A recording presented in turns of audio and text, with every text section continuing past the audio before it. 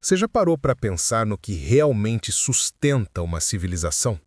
Não estou falando de economia nem de leis. Eu estou falando daquele pilar invisível, mas fundamental, que forma quem somos e garante o futuro. Pois é, estou falando da família. E olha só, essa instituição que sempre foi a célula mestra do Ocidente está sob ataque.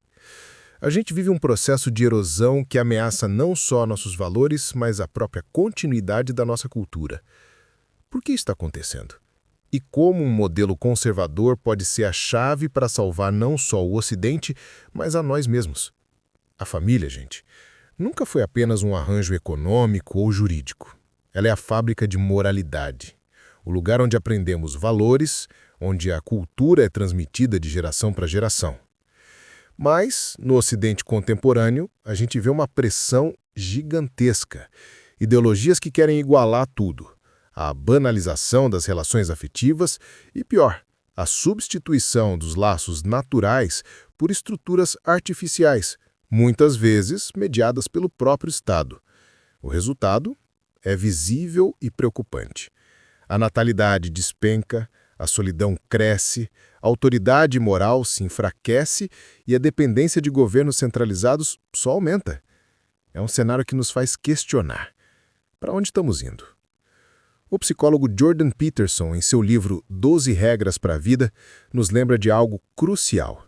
A ordem social começa no indivíduo, mas como esse indivíduo se forma?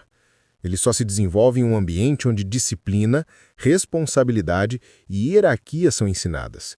E qual é o espaço natural desse aprendizado? A família tradicional. Peterson é bem claro.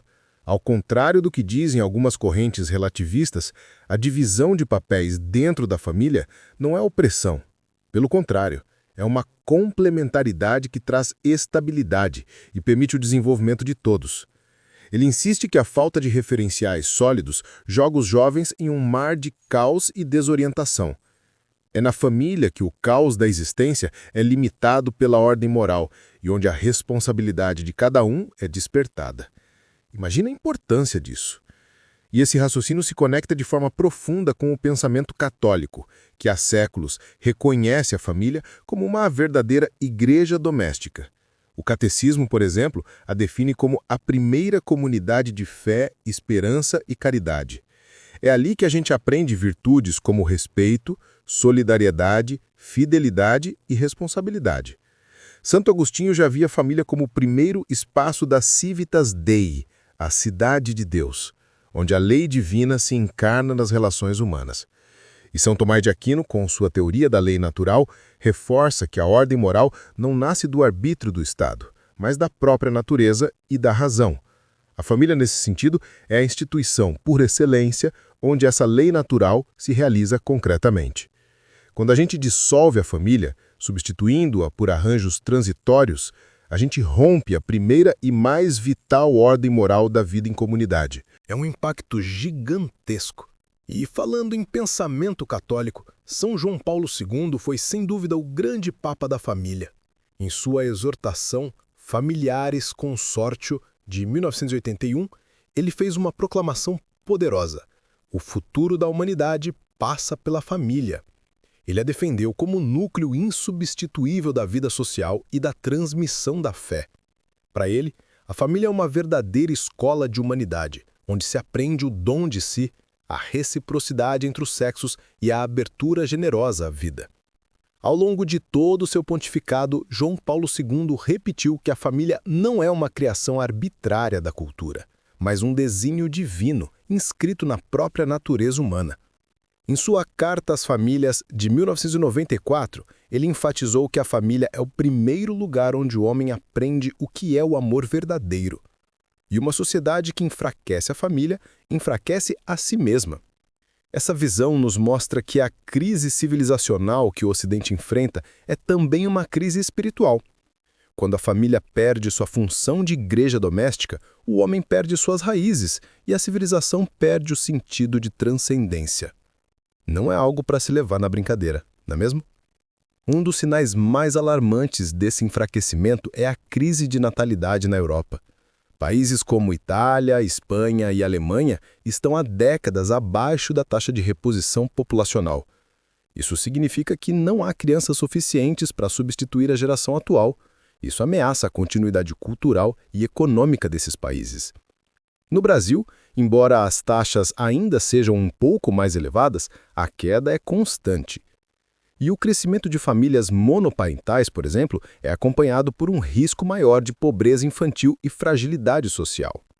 A escolha de não ter filhos, muitas vezes tratada como uma liberdade individual, é, em essência, uma renúncia ao futuro da própria sociedade. O cristianismo sempre entendeu a abertura à vida como um fundamento moral da família. E a rejeição a isso reflete um hedonismo imediato, uma busca pelo prazer a curto prazo, incapaz de sustentar uma cultura a longo prazo. É uma conta que não fecha. O filósofo Roger Scruton observava que o conservadorismo não é uma resistência cega à mudança, mas a preservação daquilo que se provou valioso ao longo do tempo. E a família, segundo ele, é a estrutura que garante continuidade e identidade, uma herança que recebemos dos nossos antepassados e que devemos transmitir aos nossos descendentes. Scruton alertava que a destruição da família não abre espaço para uma ordem social mais livre. Não, ela abre espaço para o vazio, que é rapidamente ocupado pelo Estado e por ideologias centralizadoras. Edmund Burke, lá no século XVIII, já ensinava que a sociedade é um contrato, mas não um contrato qualquer. É um contrato entre os vivos, os mortos e os que ainda vão nascer. A família é o elo visível desse pacto intergeracional. Romper esse elo é romper com a própria civilização. É algo para se pensar muito a fundo. Os exemplos históricos reforçam essa tese. O declínio do Império Romano, por exemplo, foi acompanhado pela decadência da vida familiar e da moralidade privada. E o avanço da estatização em regimes socialistas do século XX buscou deliberadamente enfraquecer a família, substituindo a autoridade paterna pela tutela do partido. Em ambos os casos, a dissolução dos vínculos familiares não fortaleceu a liberdade, mas a tirania. O Ocidente atual, ao repetir esse caminho, corre o risco de entregar-se a uma nova forma de autoritarismo, agora justificado pela retórica da inclusão e da igualdade. A moralidade conservadora, sustentada pela tradição católica, nos recorda que a verdadeira liberdade não é a ausência de restrições, não é fazer o que quiser, mas sim a capacidade de viver em conformidade com a verdade e o bem. E isso é liberdade de verdade. Peterson reforça esse princípio ao afirmar que uma sociedade sem valores transcendentes se afunda no niilismo, tornando-se vulnerável a ideologias autoritárias. A família, ao transmitir valores que transcendem o imediatismo político e cultural, protege o indivíduo contra o caos e preserva a ordem necessária para a liberdade. João Paulo II reiterava que a família é o primeiro campo de batalha contra o mal e a decadência moral.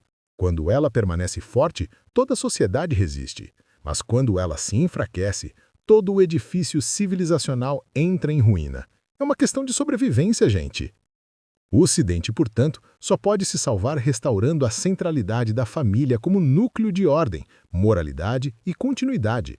Isso não significa idealizar um passado estático. Não. Significa reconhecer que instituições que resistiram por séculos o fizeram porque cumpriram funções vitais. A família conservadora é a escola da verdadeira liberdade, pois ensina disciplina, responsabilidade, fé e amor. Ela é o antídoto contra a estatização da intimidade e contra a atomização social, que produz indivíduos isolados e manipuláveis. Salvar a família é salvar o Ocidente. Essa não é uma escolha ideológica, mas uma exigência civilizacional. Como Burke lembrava, a sociedade é um pacto entre gerações. Como Scruton defendia, conservar é proteger o que nos mantém humanos diante do caos. Como João Paulo II proclamou, o futuro da humanidade passa pela família. E como Peterson insiste, é nela que se aprende a carregar o fardo da existência com dignidade. O futuro do Ocidente depende do reencontro com essa verdade perene. Meu nome é Misael Xavier e este foi mais um episódio do podcast de notícias da Closer Brasil. Se você chegou até aqui, é porque realmente se importa com informação de qualidade.